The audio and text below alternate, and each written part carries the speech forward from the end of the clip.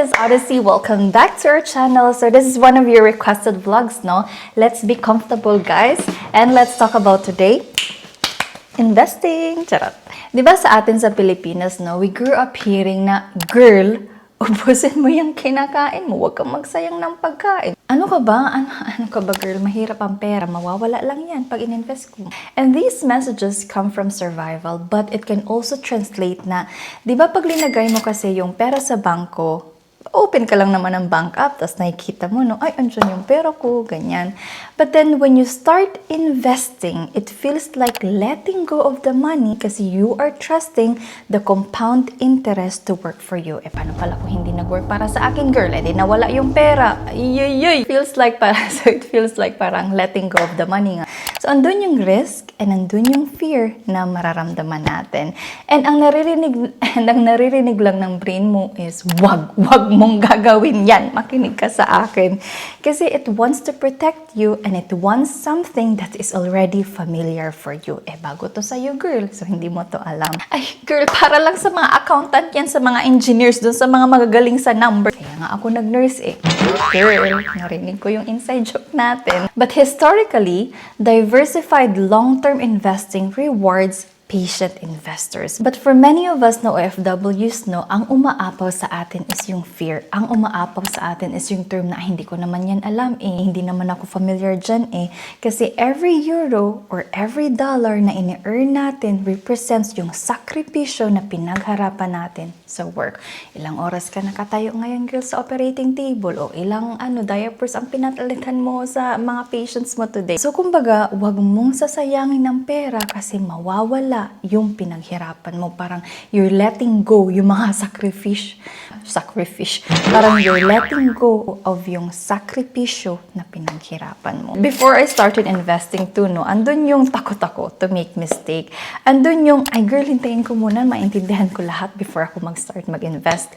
Hindi naman ako magaling as a numbers, hindi ka talaga nakikinig, girl. But the problem is, the years we spend waiting, girl, for the perfect time, yung talagang feeling mo mas ready ka na, at the same time, ay, andyan yung inflation.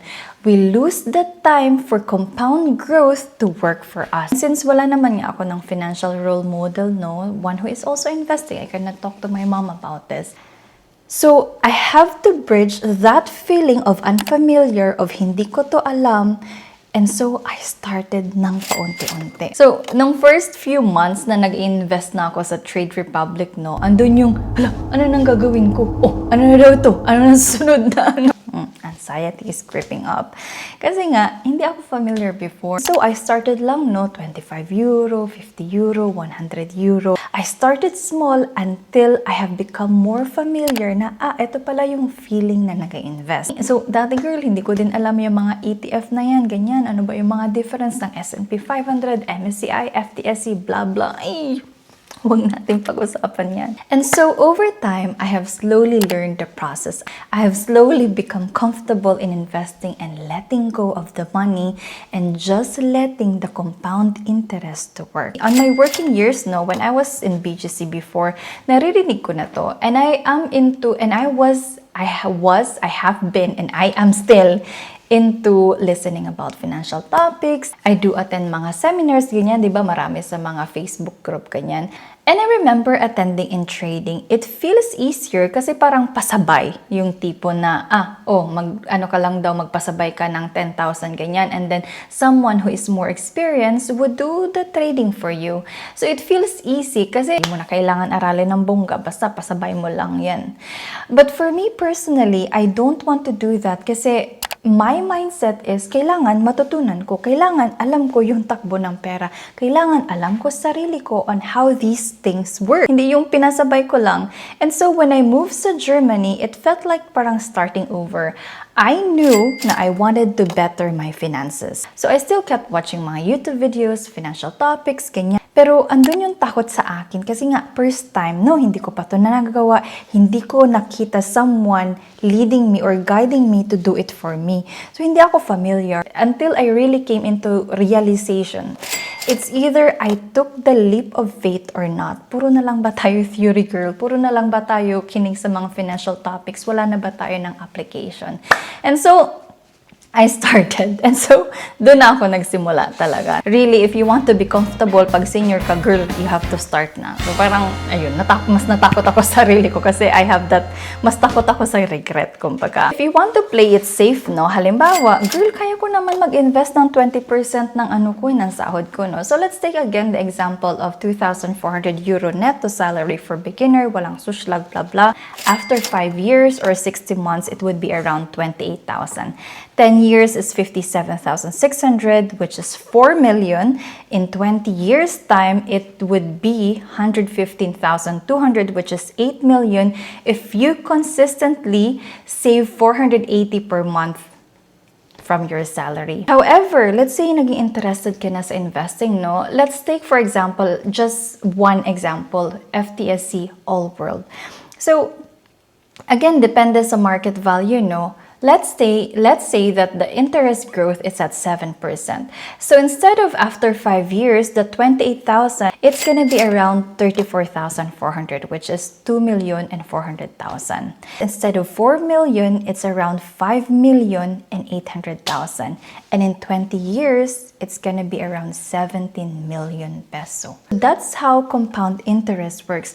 The longer time that you allow the compound interest to work, mas lalago at lalago yung pera mo. The example I provided is if the annual growth is 7%, but historically, FTSE had been performing at 9% annual growth rate, and last year was actually the biggest performance at 27% return. Worst year was in 2008 during the market crash. With investing, you cannot expect na you would get rich in 1 year kasi you have to let the compound interest to work. It would really take years, but the discipline and the momentum you build over time is what would pay you in the long run. So, ate girl, paano nga to? Paano ko nga gagawin itong Trade Republic na to? Ngayon ko lang to narinig. Here are some of the YouTubers that I follow, no? When you expand what you consume about financial topics and also minimalism, it had been a formula for me to really look into my finances honestly. Before, when we hear about frugal or minimalist, we have that bad impression in mind na hindi mo na ma-enjoy yung buhay mo, puro ka na lang save, walang kaligayahan. Over time, that definition has changed. I see it now as being intentional and really buy what truly matters for you.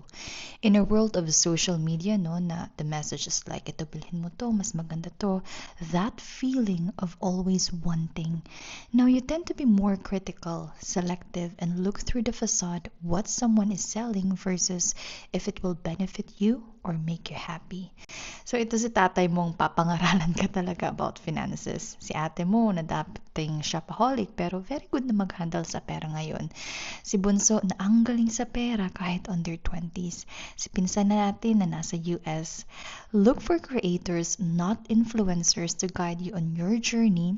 Those who may have same challenge as you and those who resonates with your own story and was able to made it through.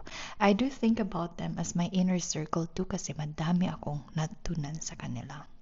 So, before, mano-mano lang akong gumagawa nito until I have learned about automation ng pampadali ng buhay para out of sight, out of mind. 'Di ba? Kasi pag nakikita mo yung pera mo sa bangko, parang, ay, deserve ko yung bag. May pera naman ako sa bangko. Sige na nga. Charat! Kawa. I used to do that before too. Ay, stress ako. Gusto ko ng bakasyon. Ganyan. Wala naman ako ng budget for it. Ay, may pera ako sa bangko. Ay, book mo na naman, girl. In the future vlogs, I will also share to you about segregating money para hindi ka yung burnout na feeling mo hindi ka nakakapag-enjoy ng life kasi nalagay mo lang lahat sa investing or sa saving, ganyan. Pero it's gonna be on another topic. So going back nga about automation. So the first thing is that you have to download Trade Republic or any other platforms that you are more comfortable to do, no? As easy as you are just registering, no, your name, address, blah blah, tax information, ask for the photo of your passport, ganyan. Once it has been set up, it may take around 3 to 5 days. You will be provided na what is your IBAN number or your bank number. So ayan. Once you are done with that, once you have created your Trade Republic, parang sa umpisa, pag tinignan mo yung interface niya, parang, ano na daw to? Let me show you how it looks like as well. Ayan, parang Ano ba naman yung mga graph na yan, girl? Ganyan. So, nakakalito siya sa umpisa. But, again, you would learn how to read it next time. So, depende on what giro konto you have, what I did is I have created a standing order. Under transfer money, so here, you can see, create standing order. Next part is, it would just ask you which cycle and from where would you like to transfer. Last execution, I put it up until December 2026 because at the end of the year, I normally sit down and talk about my finances sa sarili ko. Kung may kailangan ba akong baguhin, kailangan ba akong adjust, blah, blah. Last page is just about confirming your entries mo if all of it is correct ba. So here's the current value ng Apple is around 284 euro. So let's go ahead and do save. And then when you go save, then it will ask you how much ba yung amount na gusto mong invest. So let's say for example, 50 euro. Ganyan, no? And the next option is that the frequency on how you wanted to invest it. So weekly ba, twice a month, monthly, every 3 months, ganyan.